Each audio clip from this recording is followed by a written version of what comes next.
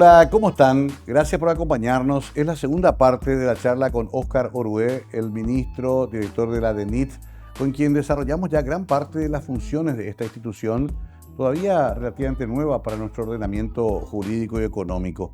Quiero primero agradecerte de vuelta, Óscar, por estar acá en tu oficina. Gracias por esta segunda parte.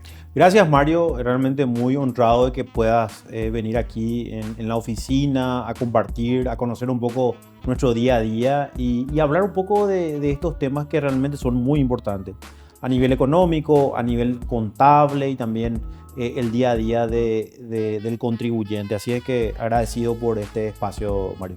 En tu caso ocurre algo que siempre pensamos que debería ser la norma en nuestro país, como pasa en Chile, Uruguay y otros países que tienen mucho desarrollo democrático, que es que el funcionario no es tanto del gobernante de turno, sino que un sistema que trata de ir evolucionando. Ya estuviste en el gabinete anterior, estás de vuelta ahora.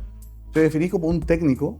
Sí, yo creo que soy un técnico. Si bien el cargo es político, tenemos el apoyo del presidente de la República en la gestión. Yo creo que nos permite justamente ese trabajo técnico y los resultados que tuvimos en el gobierno anterior nos permitieron de alguna manera ser considerado en este nuevo gobierno y mantenerme de alguna manera, pero más allá para mí es un ascenso, porque yo ocupaba el cargo de viceministro, hoy ocupo el cargo de director nacional con rango de ministro.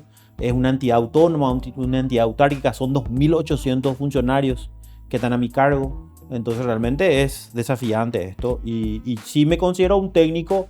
Me formé toda la vida, estudié en el extranjero, estudié aquí y toda mi vida me preparé para esto. Otra particularidad, de origen de abogado. Abogado. Pero te especializaste, tenés maestrías, tenés doctorado, tenés una cantidad de estudios en el extranjero vinculados a sobre todo a la función pública, a la política económica en la función pública. Sí, yo terminé en la carrera de Derecho en la Nacional. Y después empecé a estudiar ya algunos temas de finanzas públicas porque ya estaba en el Ministerio de Hacienda. De hecho, empecé a los 11 años en el Ministerio de Hacienda, era ordenanza. Terminé el colegio y probé para ingresar en Derecho, ingresé. Mi mamá me decía, Mario, sí, que yo tenía que ser economista. Mira vos. Me decía, estudia economía y a mí no me gustaban mucho los números en ese momento, ¿verdad? Claro. Yo le decía, no, a mí me gustaría estudiar Derecho. Bueno, al final me decidí, me dijo, bueno, haz lo que te gusta, ¿verdad? Pero después me especialicé en Hacienda Pública, en tributación, me especialicé en finanzas públicas. Y bueno, hoy enseño, estoy en la docencia y comparto un poco también mi experiencia y mi conocimiento en el ámbito de lo que es la Hacienda Pública, las finanzas, el tema de ingresos como también de gastos. Yo fui jefe de recursos financieros del Tesoro Público hasta el 2015. ¿Cuántos ministros te tocaron? Y bueno, me tocaron muchísimo, desde el 93. En adelante. A ver, muchísimos ministros. El primero creo que de la democracia fue de Bernardi. De Bernardi, sí. Después. Yo cuando a mí no me tocó de Bernardi, me tocó el segundo después de Bernardi, que era Juan José Díaz Pérez. ¿De acuerdo? El doctor que ya falleció. Que falleció, sí. Él fue el que me nombró a mí como personal transitorio el 15 de junio del año 1993.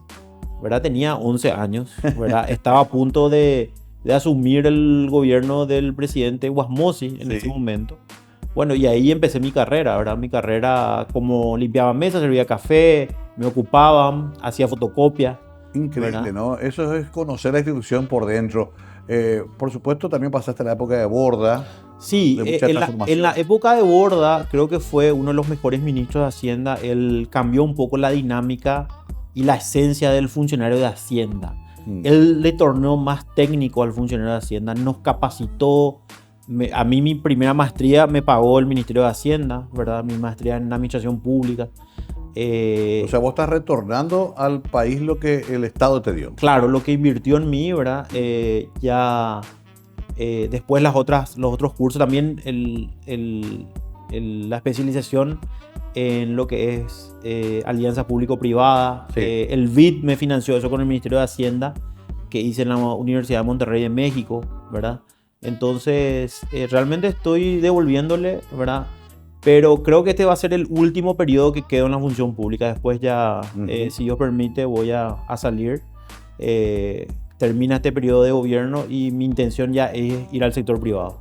Bueno, ahí está. Te me adelantaste porque mi pregunta final casi era de que ¿qué pasaría si vas a la política, por ejemplo?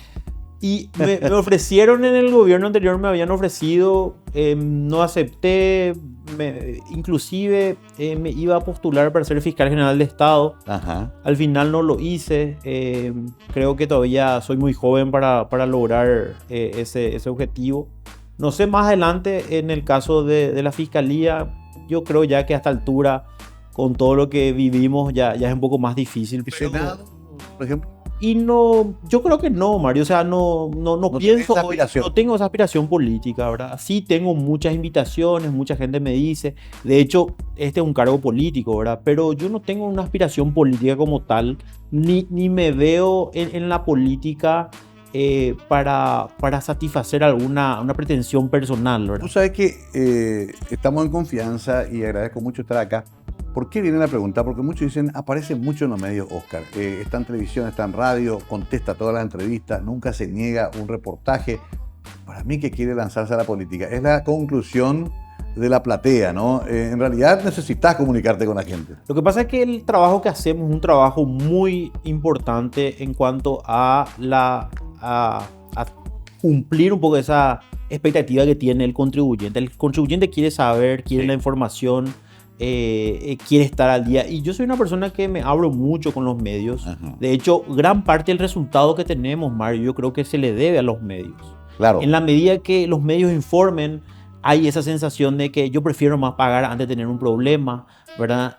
Yo creo que la presencia de la DENIP, lo que era antes la SED, es fundamental en el Estado, porque sin los recursos no se puede hacer frente a nada, a ninguna política pública. Entonces, mi presencia en los medios es más bien por la naturaleza del trabajo antes que por una cuestión personal. Yo prefiero muchas veces, y ¿sabe qué me pasa muchas veces, Mario? Le digo a un gerente o a algún funcionario que cubra esa entrevista, y muchas veces los productores nos dicen, no, nosotros contigo queremos hablar. Claro, me están acostumbrados. Entonces, no me quería atender a mí, pero le atendía al otro. Entonces es un poco difícil. Yo trato de atenderle a todos, pero no es una cuestión personal de figureterismo o de querer un poco... Proyectar una imagen de proyectar una imagen. No. Yo, mi trabajo, y creo que nosotros nos conocemos ya hace más tiempo, siempre fue un trabajo más técnico, más profesional. Y sobre todo soy muy duro, ¿verdad? Sí. Mucha gente dice que soy muy argel. Tenés esa fama, ¿verdad? Sí. Que es difícil conmigo, que él no es muy sencillo conmigo. Pero hay veces que en la función pública uno tiene que tener la suficiente fortaleza para aceptar o rechazar, aceptar lo que está bien y rechazar lo que está mal, o explicarle que muchas veces se tiene que cambiar. Yo le decía a muchas autoridades en este gobierno, en el gobierno anterior, no podemos más seguir haciendo lo mismo. Y una frase que me gusta mucho es, no podemos tener resultados diferentes haciendo siempre lo mismo. Exacto, repitiendo las mismas conductas, ¿no? La DENIT, ¿cómo surge? ¿Como una idea colectiva del ministro Fernández Baldovino, del presidente Peña, contigo? ¿En qué momento pergeñaron esa idea? Bueno, el presidente Peña gana la presidencia de la República y hay un tiempo muy grande para que él asuma, ¿verdad? Termina en abril, él asume en agosto. Normalmente nosotros nos preparamos para entregar el cargo. Sí.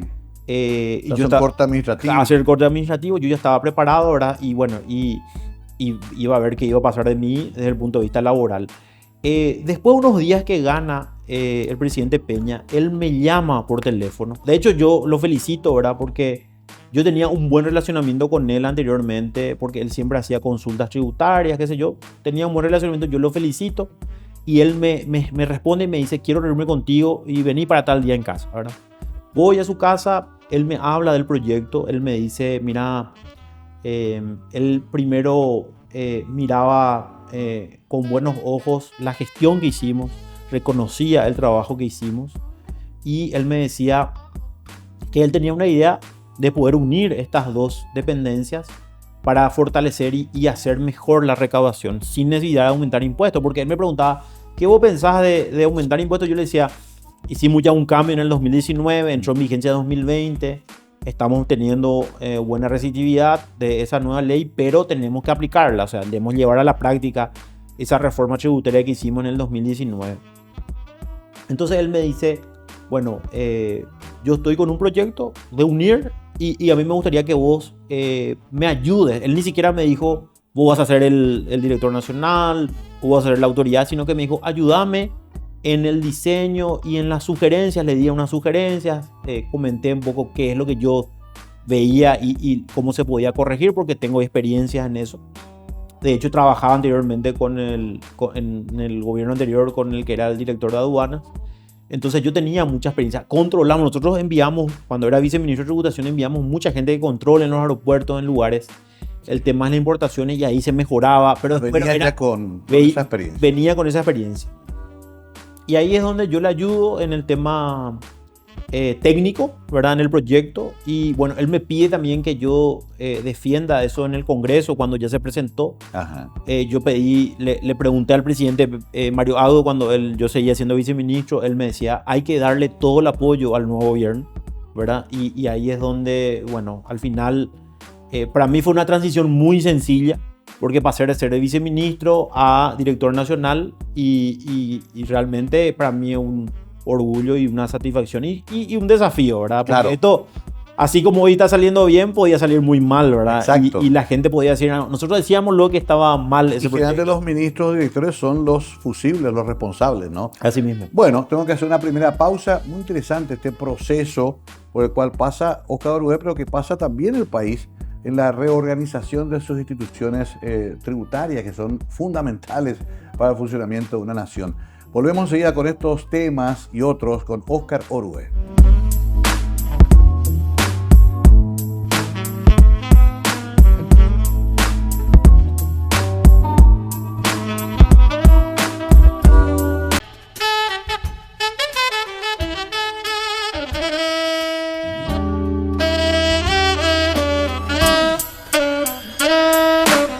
Estamos con Óscar Orué hablando de esto que es tan importante, que es la recaudación, la tributación en nuestro país, la aplicación de esos fondos para la mejor calidad de vida de nuestros habitantes. Todo un proyecto de gobierno que se presentó y ganó las elecciones. ¿Cuál es tu relación con el ministro Fernández Valdovinos, que también, dicho sea de paso, asume como el primer ministro de Economía del Paraguay? Sí, tenemos una anécdota entre los dos. Sí. Fue muy simpático, ¿verdad? Porque él fue el último ministro de Hacienda y el primer ministro de Economía. Exacto. Y yo fui el último viceministro de Tributación y el primer director nacional de ingresos tributarios. Ambos la transición. Claro, la diferencia es que, bueno, que él asumió como ministro de Hacienda porque todavía no estaba aprobada la ley, ¿verdad? Del Ministerio de Economía. Eso pasó por un proceso. Sí. Entonces, hoy el relacionamiento es muy bueno, trabajamos coordinadamente. Él dice que habla conmigo más de lo que habla con su señora, ¿verdad? Pero claro.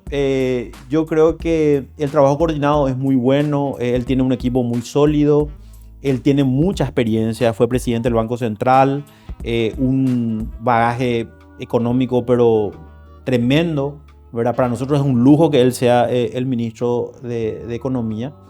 Y realmente el apoyo que también recibo él es fundamental, Mario, porque él al principio yo no lo conocía, ¿verdad? Realmente yo lo veía, ya lo he visto cuando era presidente del Banco Central, pero yo no tenía un diálogo con él, habíamos hablado muy poco antes de empezar a trabajar. Y en realidad el que nos invitó, o sea, me invitó a mí el presidente Peña, y ahí empecé a dialogar con él, a hablar con él. Él me hacía muchas consultas y recuerdo que uno de los primeros temas era nuestra agenda internacional, ¿verdad? Cuando yo era todavía viceministro de Tributación, él ya, o sea, todavía no estaba informado, pero prácticamente ya sabíamos que él iba a ser el ministro de Economía, entonces comenzamos ya a trabajar.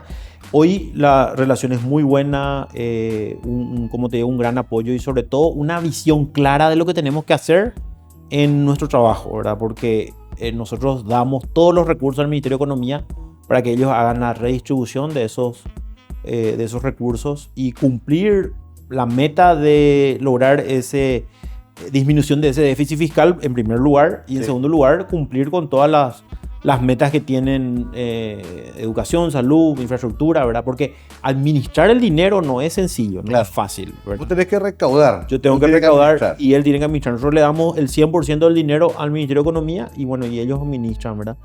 Pero el relacionamiento es buenísimo, como te digo, inclusive mejor de lo que esperábamos porque la presión, los problemas, manejar eso no es sencillo, ¿verdad? Sin embargo, hoy lo estamos manejando con mucha tranquilidad y lo bueno es que los dos somos cerristas.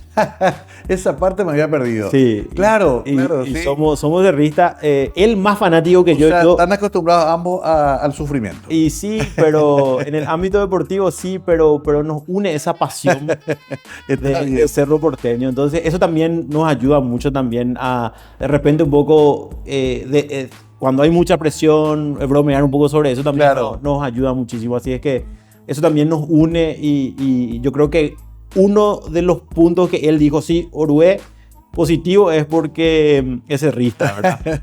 Vos sabés que tengo muchos chistes, pero por respeto voy a callar. Él mismo había prometido, cuando comenzaba toda esta historia, sobrepasar 400 millones más o menos la recaudación con respecto al periodo anterior. Ya se pasó eso. Llegamos a 600 ya.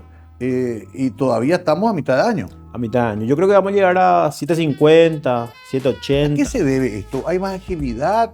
¿De repente la gente confió? ¿La economía se movió mejor también? Hay muchas variables. El primero, el control. En aduana se mejoró muchísimo los controles. Yo no digo que ahí haya solucionado el problema de corrupción, porque creo que sigue habiendo en alguna medida. Voy a ser iluso si pienso de que está solucionado. Pero estamos combatiendo, ¿verdad? Y ahí estamos haciendo fuertes controles. Ya tuve muchas mordidas por todos los controles que estamos haciendo. Me imagino. ¿Verdad? Entonces, ese es un aspecto principal. Sí. El segundo es que el 2023 tuvimos un crecimiento económico muy importante. El resultado del 2023 se ve reflejado, como te decía, en abril con el impuesto a la renta empresarial y el IVA cuando distribuyen utilidades. Entonces, eso impactó de manera muy importante.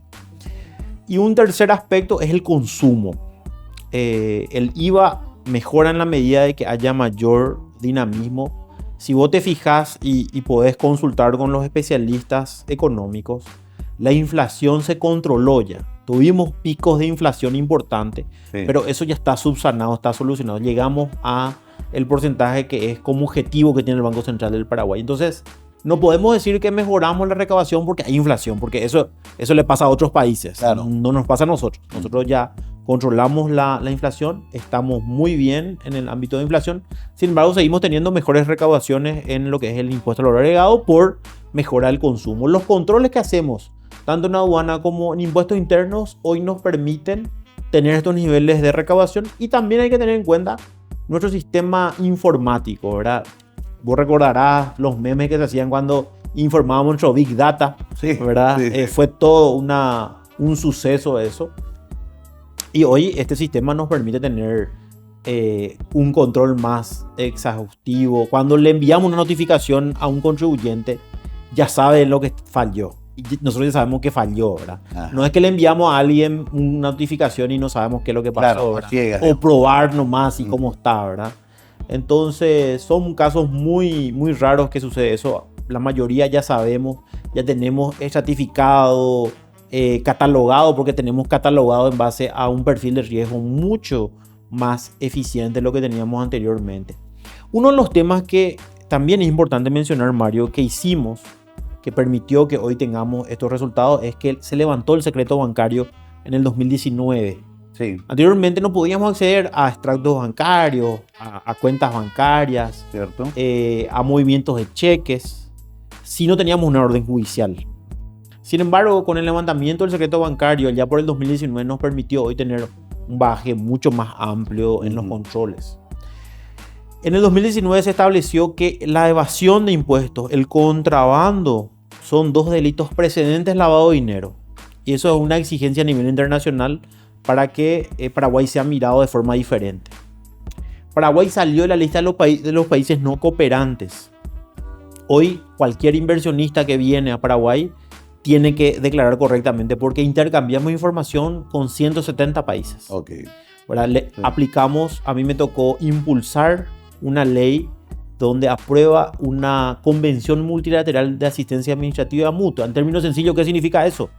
Es un convenio internacional multilateral donde compartimos información tributaria con 170 países. Eso fue impulsado por el Foro Global de la OCDE, la Organización de Cooperación y Desarrollo Económico, donde a mí me eligieron este año nuevamente presidente de una iniciativa de América Latina.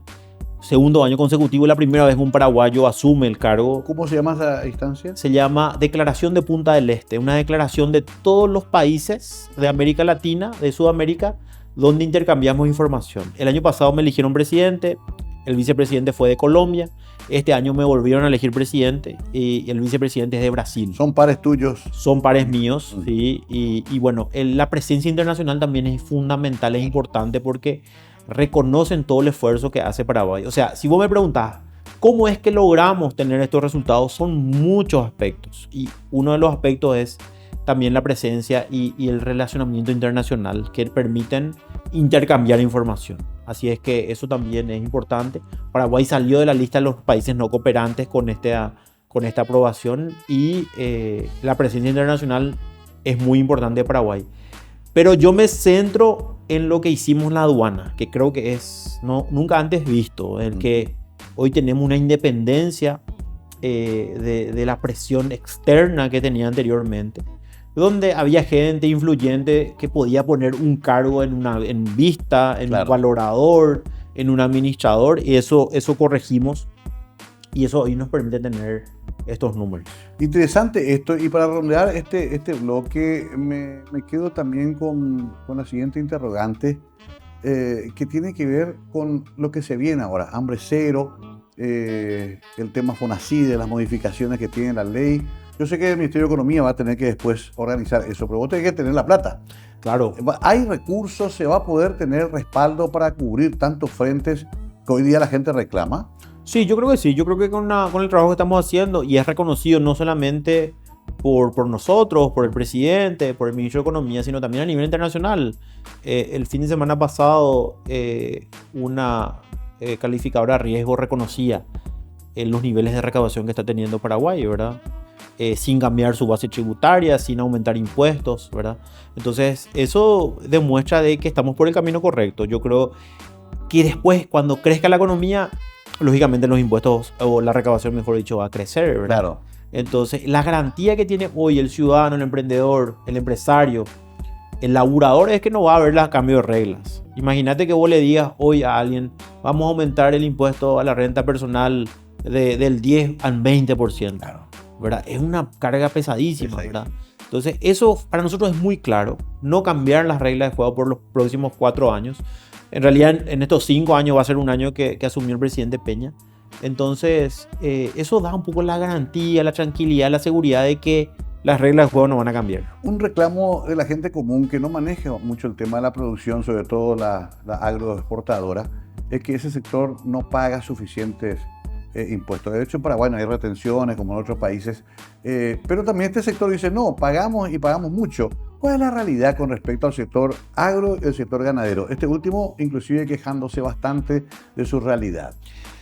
Bueno, yo creo que ha cambiado la dinámica de los impuestos para el sector agrícola y pecuario. Y ahí poco vamos a historiar para que la gente sepa.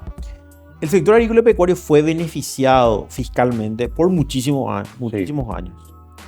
Allá por el 91, que se aprobó la ley 125, el sector industrial, comercial y de servicio tenía un impuesto diferenciado al que el sector agrícola y pecuario. ¿Eso era el IRAGRO? El IRAGRO, el IMAGRO primero, después el IRAGRO, ¿verdad? Donde solo pagaba 10% de renta. Sí. Y cuando distribuía utilidades ya no pagaba nada. Me acuerdo. Sin embargo, el sector comercial, industrial y servicios sí, cuando distribuía utilidades tenía que pagar una tasa adicional del 5%. O sea, la presión en total era 15%.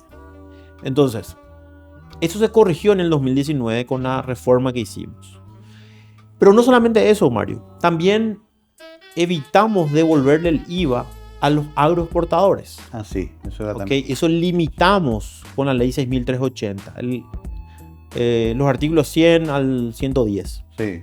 Limitamos. Hoy no le devolvemos el IVA si es que no hace una segunda o un segundo proceso de industrialización. O sea, si no hacen ese proceso, nosotros no le devolvemos el dinero del IVA que aportaron. Es un costo. Sí, tengo que pedir acá parar porque quiero seguir con el tema. Este tema es apasionante y nosotros estamos muy vinculados también por el Canal Pro a este tema, así que le van a prestar mucha atención los productores.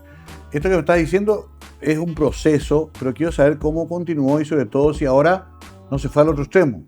Nos generó cierta injusticia, que es lo que reclaman algunos sectores del agro y también de la actividad pecuaria. Enseguida completamos este concepto con nuestro invitado, aunque estemos en su casa, de hoy en Conversando la Noche.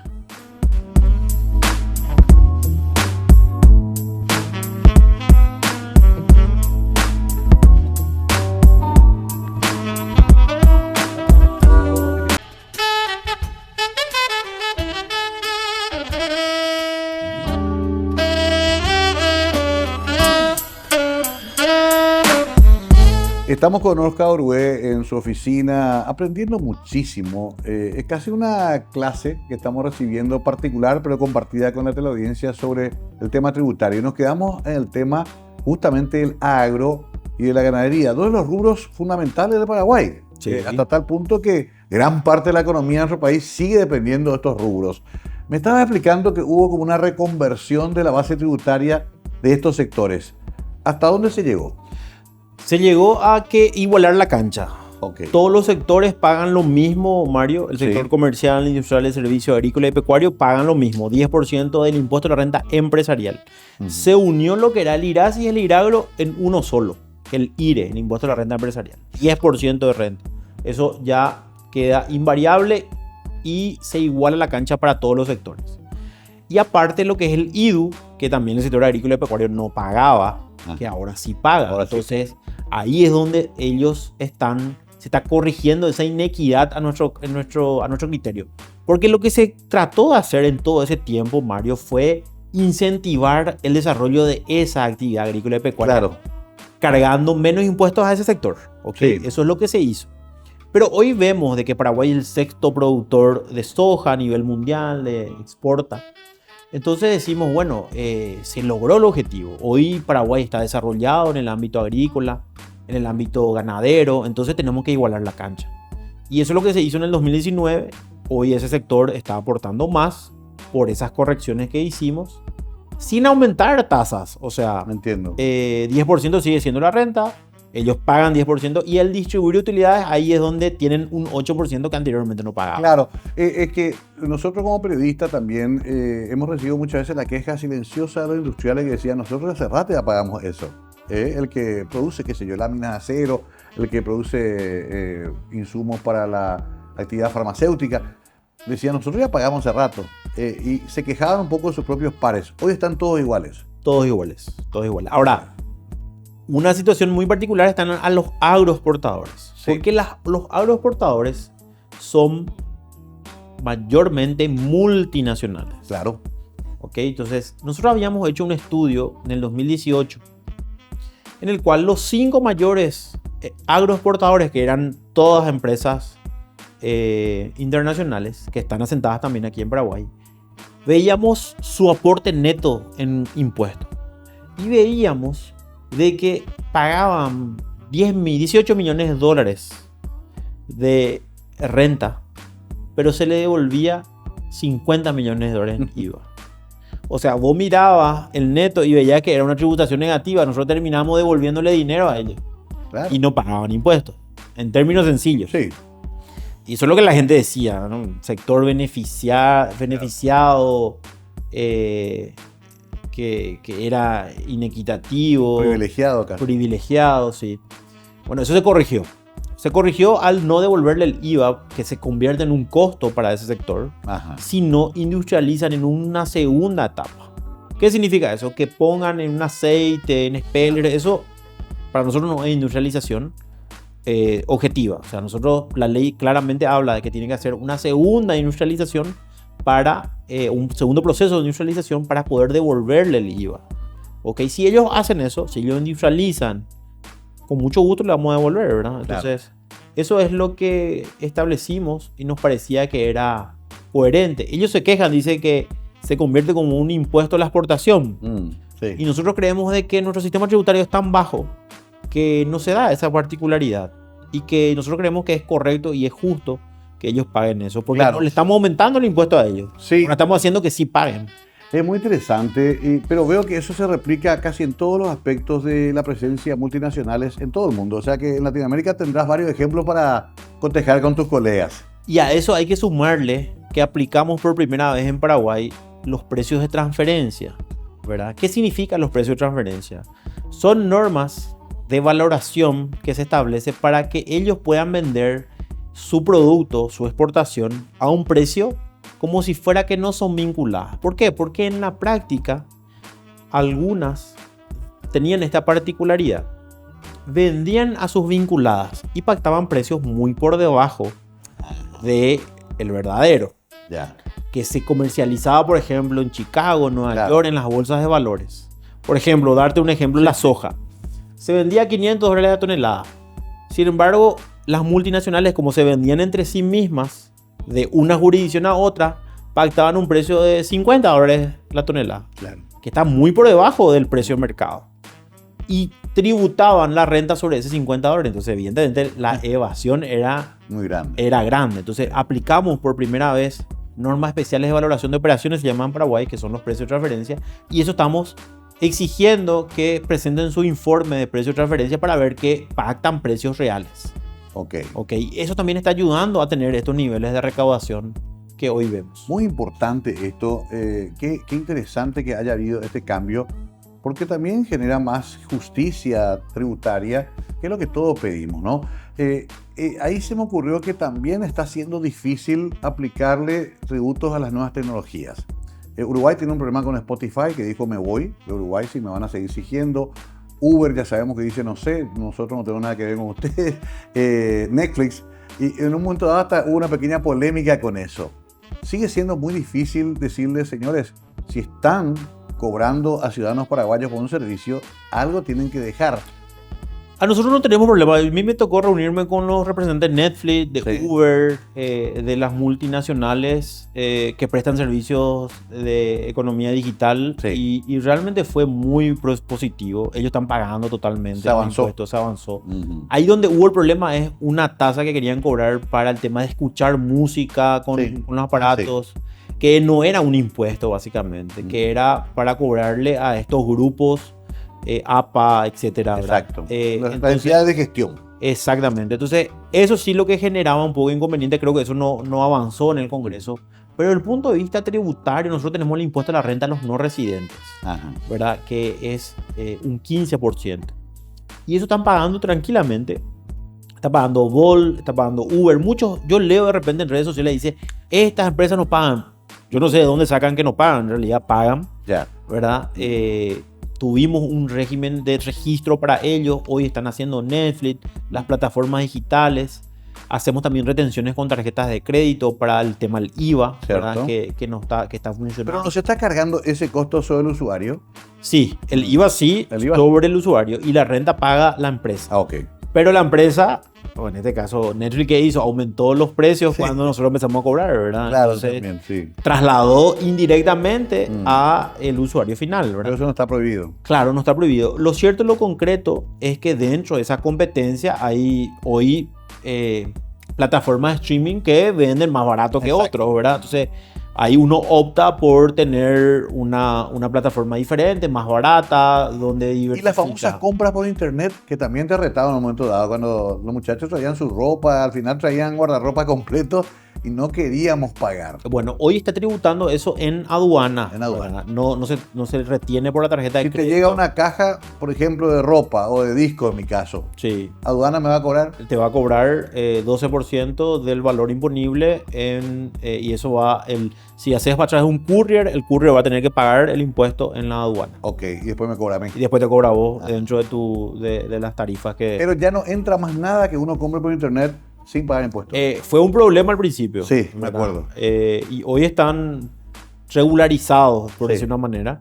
y están cumpliendo las disposiciones, ¿verdad? Hay veces que el otro día, por ejemplo, Sí. en ese courier quisieron meter armas, Me acuerdo. ¿verdad? Con una cajita de un carrito de bebé, Sí. metían ahí, Sí. ¿verdad? Entre juguetes que también entraba por courier, me querían meter armas, ¿verdad? Y nosotros le descubrimos y se incautó todo eso también. ¿Qué pasa si yo traigo por internet, compro anteojos de sol y accesorios, billutería? Yo pago todo, llego a mi casa y ahí comienzo a vender, como hacen ahora los chicos por internet, ¿cómo se llama? Market no sé cuánto. Ahí tengo que volver a tributar. Si yo me dedico a la venta, Comercio. al comercio, tengo que tributar, tengo que emitir factura, tengo que pagar IVA, Ah, ¿verdad? ok. Sí. Normalmente recibimos denuncias y vamos a hacer los controles en los lugares. No es doble tributación eso. Porque No. yo ya pagué cuando llegó. Ok. Llegaron 20 lentes. Sí. Muy lindos, marca norteamericana. Pagué. Claro, pero vos pagaste por la importación. Ah, Después tenés que pagar por la venta. Ok. Porque el IVA, Sí. en realidad, es el que paga el consumidor final. Entonces vos tenés que absorber ese IVA que paga el consumidor final y pagarle al Estado. correcto. Entonces, Pero es por la venta. por la venta. Sí, Correcto. por la importación, un impuesto, por la venta, el IVA, ¿verdad? Entonces ahí se hace la trazabilidad económica y se paga por las diferentes etapas. A mí me apasiona esto porque el IRS, por ejemplo, en Estados Unidos, es como se lo ve como el que está, el gran hermano que está en todas partes, nadie se le escapa. Siempre se recuerda que Al Capone cayó por impuestos, no cayó por asesinato. Acá creo que estamos a un paso de llegar a un control bastante grande, pero siempre que sea justo es aceptable. ¿Qué pasa? A ver, te tiro otra curiosa, después vamos a hacer un redondeo de los temas más importantes otra vez, pero ahora los chicos también ganan plata como streamers, venden contenido de internet, hay OnlyFans, hubo un caso bastante mediático, una chica que parece que factura bastante, está bien, es una mayor de edad, otros comercializan música. ¿Eso dónde y cómo pagan? Bueno, esos, la ventaja que Porque tenemos... ustedes fueron ya sobre eso también. Claro, la ventaja que tenemos en ese sentido es que para ellos recibir transferencias Sí. de fuera del país, tienen que tener bancos o financieras Correcto. que le pide su movimiento de dinero. O sea, le pide el movimiento, le pide el pago de impuestos, le pide la declaración del IVA. Ya. Entonces prácticamente no van a poder operar en el sistema financiero si no presenta sus declaraciones juradas. Entonces ahí nos ayuda a nosotros. O sea, ni siquiera necesitamos hacer tantos controles porque los propios bancos les exigen para poder recibir. Por ejemplo, le va alguien que ve el contenido que está en Estados Unidos o que está en Europa y paga sus $10. Sí, $10. Son ¿Verdad? más 1000 personas y son Y más claro, de $10. entonces ese dinero le tienen que acreditar en una cuenta bancaria. Sí. Para acreditarle tienen que declarar sus impuestos y por eso es que la mayoría está declarando. ¿Cómo que se llama esto? Ahora, Operaciones, sí, perdón, operaciones sospechosas, algo así, cuando entra mucho dinero en una cuenta. ROS. Ahí entra CEPRELAT. CEPRELAT, se envía un ROS, un registro de operación sospechosa a CEPRELAT y CEPRELAT tiene que hacer la investigación sobre eso. Pero, lógicamente, si está documentado, si está demostrado el origen de esos recursos, no va a tener que tener ningún problema, ¿verdad? Ok. Entonces, y pagar sus impuestos como cualquier otro. Ahora, difícil es cuando vos tenés por ejemplo, una plataforma y recibís por criptomoneda. Ahí es más difícil nuestro control. Bueno, interesantísimo, porque claro, hay que entender que el mundo ha cambiado también y hay otras metodologías de recaudación. Vamos a ensayar un capítulo ya final a la vuelta de la pausa con Oscar Orué. Es apasionante este tema y debemos aprender. Es más, yo creo que alguna vez tendrá que enseñarse en los colegios educación tributaria. Es una carencia que tiene nuestro sistema educativo, mucho más importante que muchas materias que dan nuestros chicos. Ya volvemos.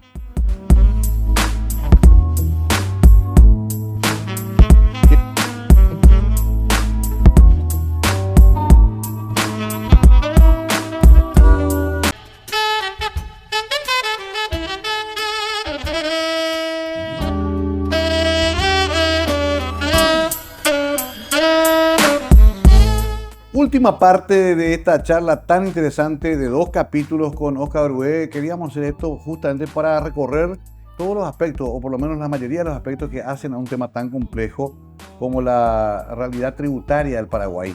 Y en este sentido me voy quedando con estas ideas, ministro, que quiero compartir contigo. Seguimos siendo un país que dependemos mucho del clima. Ahora se habla de una bajante, lastimosamente, del fenómeno de la Niña, va a amenazar nuestro tránsito de mercaderías, va a amenazar nuestra hidrovía tan importante. La producción agrícola también se puede resentir. Paraguay todavía no se puede independizar, digamos, de esos factores. ¿Qué nos falta para tener una mayor seguridad tributaria? Bueno, yo creo que hay seguridad tributaria porque hoy las instituciones están funcionando, eso se mezclamos en la fusión con la aduana, también hay más seguridad en cuanto a criterios, ¿verdad? Yo creo que lo que necesitamos es una industrialización, una mayor inversión extranjera, mayor oportunidades de crecimiento a través de esa inversión extranjera, eso es lo que estamos buscando. Entonces, y apostar más al país. Yo creo que las empresas o las personas que están apostando al país van a tener rendimiento y van a tener justamente lo que buscan, ¿verdad? Nosotros queremos que a las empresas les vaya bien porque 10% de su ganancia es del Estado. Entonces, en la medida que nosotros busquemos alternativas, por ejemplo, te doy un número, nosotros financiamos deuda por casi 900.000 millones de guaraníes, más de 100 millones de dólares de financiamiento a las empresas, que ese dinero vamos a recibir entre 1 año, 2 años, 3 años, sí, ¿verdad? Entonces eso es importante porque le tratamos de que sigan funcionando, no le aplicamos sanciones tan graves en cuanto a las multas, claro, porque la multa máxima de 300%, tratamos de ver las atenuantes. Si es muy agravante, ahí recién aplicamos la... O sea, el Estado y el sector privado son socios finalmente. Definitivamente, Mario. Yo creo que entender eso significa colaborar con el sector, ayudarles, llevarle de la mano, como se dice, para que le vaya bien, ¿verdad? En la medida que le vaya bien al sector empresarial, al sector comercial, al sector industrial o a todos los sectores, nosotros vamos a tener mejor recaudación. Entonces, crece la economía, crece la recaudación, se va a poder hacer más frente a salud, educación, seguridad. Hoy se habla de lucha contra el cáncer, contra diferentes situaciones, diferentes programas de ayuda sanitaria, de salud, social.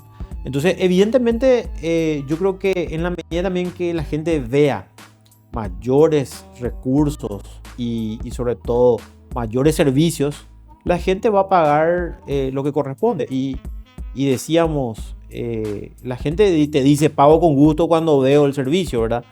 Pero la cultura del no pago de impuestos no es solamente en Paraguay, es en todos lados. Claro. Vemos en España con jugadores de alta competencia, artistas famosos, ¿verdad? Donde tratan de buscar el mecanismo para eludir o evadir el pago de impuestos. Entonces, yo creo que vamos a consolidar un poco la mejora de esto cuando veamos mejores resultados. Yo creo que hay buenos resultados, pero creo que tiene que haber mejores resultados en cuanto a la calidad del gasto para que la gente esté convencida de que estamos por el camino correcto. También estamos ahí en un acuerdo histórico con Brasil de vuelta ya, Itaipú, con unas nuevas reglas de juego.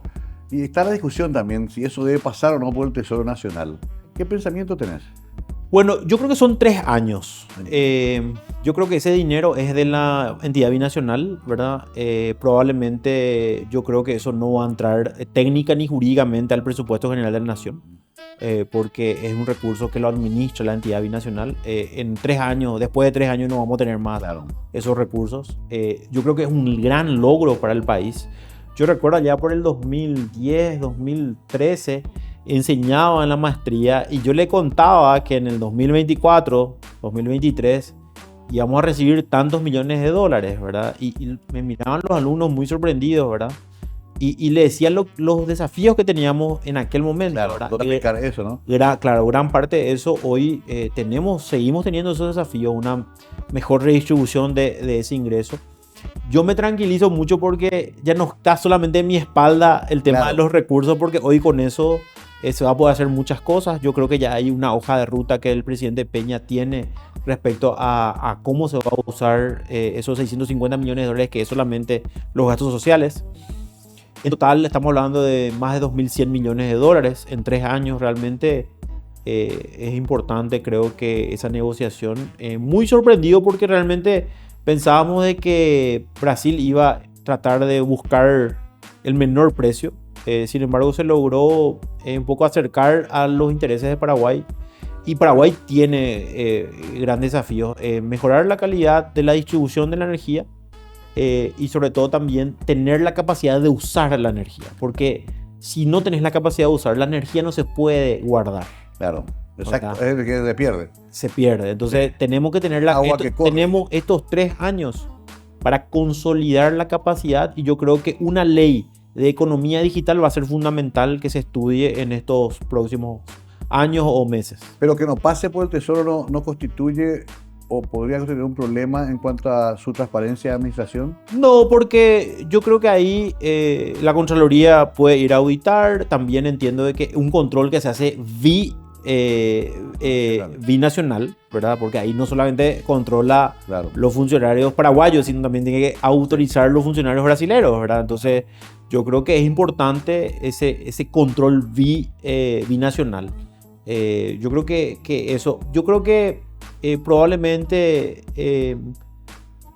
el que esté o no esté en el presupuesto no va a garantizar un buen uso. Claro. El buen uso se garantiza con personas idóneas y sobre todo patriotas que utilicen correctamente el recurso. Y con control. Por supuesto, definitivamente. Bueno, ya entrando en la parte final, Oscar, uno pues siempre entrega su talento, su esfuerzo pensando en dejar un país mejor. ¿Qué país querrías dejar a tus hijos, a tus nietos, a tu familia, pero sobre todo al ciudadano que hace el esfuerzo para pagar su IRP cada año? Que de forma más bien general, ¿qué país querría dejar o querrías que quede para las próximas generaciones? A mí me gustaría dejar un país en el cual haya mayor conciencia y cultura tributaria. Porque el tributo no es solamente pagarle al Estado una cuantía, sino que lograr una formalización, crecer, ser formal implica mejorar mi trabajo. Por ejemplo, te doy un caso muy sencillo para explicar. Si vos te dedicas a vender bebidas y no estás formalizado, te vas a quedar siempre vendiendo lo mismo.